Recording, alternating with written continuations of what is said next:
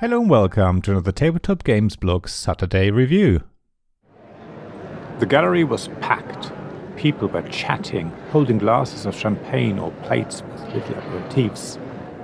Some of the attendees agitatedly pointed at artworks, clearly moved by what they were seeing. The gallerist had picked the artists and their artwork according to a common theme. Everything worked harmoniously together, except maybe one or two pieces which were slightly at odds with everything else on display. They seemed a bit vague. It was as if, among the list of creators in the exhibition, there was a Fake Artist Goes to New York by Jun Sasaki from Oink Games. I think you get a hint of what this game is about from the introduction. Among the players is one person who has no idea what it is that everyone is meant to draw. However, they are doing their best to stay hidden. So while all the other players have in front of them the word that they're supposed to draw, one person's prompt sheet is blank. Yet, nobody knows who is clueless and just blagging their way through the game, except the fake artists themselves. A Fake Artist Goes to New York is a wonderful social deduction game that can be played for points or just to have fun. One person is in charge of choosing a general topic, which they publicly announce, and then secretly choosing a word from the topic that everyone will have to draw. So the topic might be sky and the word cloud.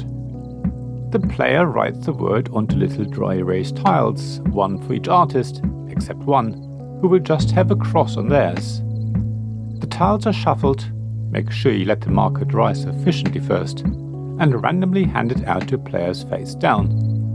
Everyone secretly looks at that tile, which is when one player will know it's them who is the fake artist. Once everyone is happy, players take turns drawing a single line on a notepad. Everyone's pen has a different color, so everyone knows who drew what. The line can be as long or short as you want. It can cross itself or go across other lines. It doesn't really matter. The only requirement is that the pen doesn't leave paper. Once the pen is lifted off, the player's turn is over. The real artists want to draw just enough to show the team that they know what the word is. However, they don't want to draw too much because otherwise the fake artist would be able to guess the word that everyone already knows.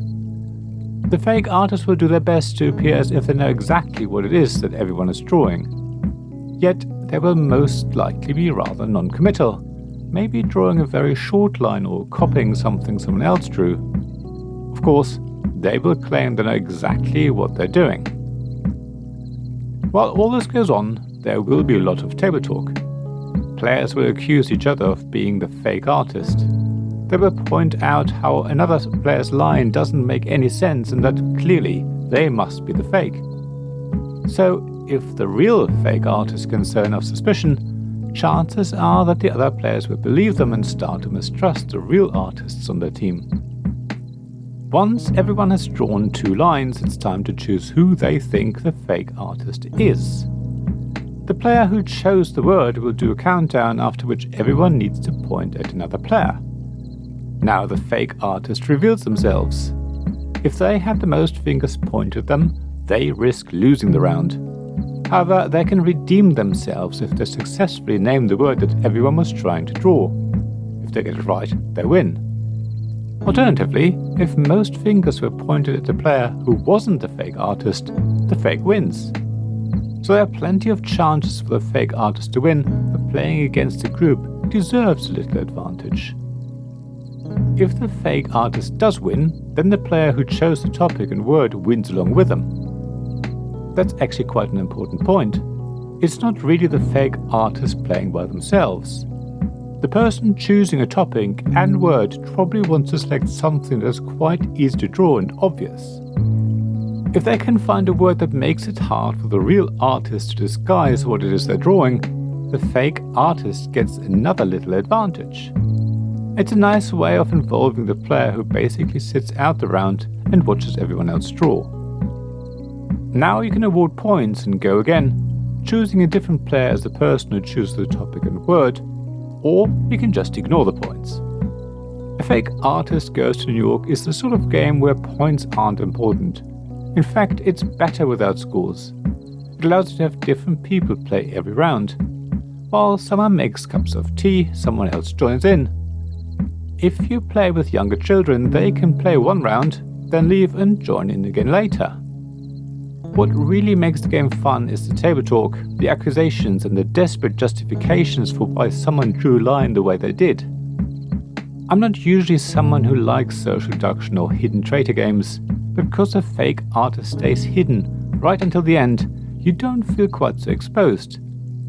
You can really lean into the role of the fake artist and start accusing everyone else of drawing weird lines. Or you can just sit back and watch what everyone else is doing and hope you can glean some clues. You are in a sort of safe space.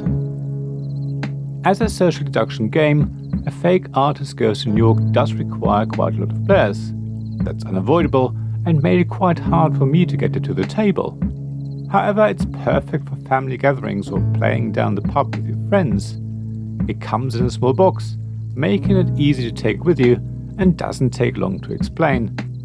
It also plays really quickly, so if someone is really uncomfortable being the fake artist, they won't suffer long. It really is a great party game and I highly recommend you give it a go. Thank you for listening to this Tabletop Games Blog Saturday Review podcast. Please check the description below for links mentioned in this episode as well as to the written version of this article on the blog. If you enjoyed this episode, please subscribe, give us some stars or leave a review. Please also tell your friends about me, and if you want to offer financial support, check out my Patreon and Ko-fi pages, links to which you'll find in the blog at tabletopgamesblog.com. So thank you again for listening, and I hope to see you again soon. This podcast was made possible by the generous help of my supporters. Royal Patron Sean Newman, Magic Champion John Risley, Castle Guards David Miller and James Naylor, Dice Masters Alex Bardi, Paul Grogan and Robin Kay, and Shining Lights Jacob Davis, Gavin Jones, Vukasin Nizovic, Sarah Reed and Richard Simpson.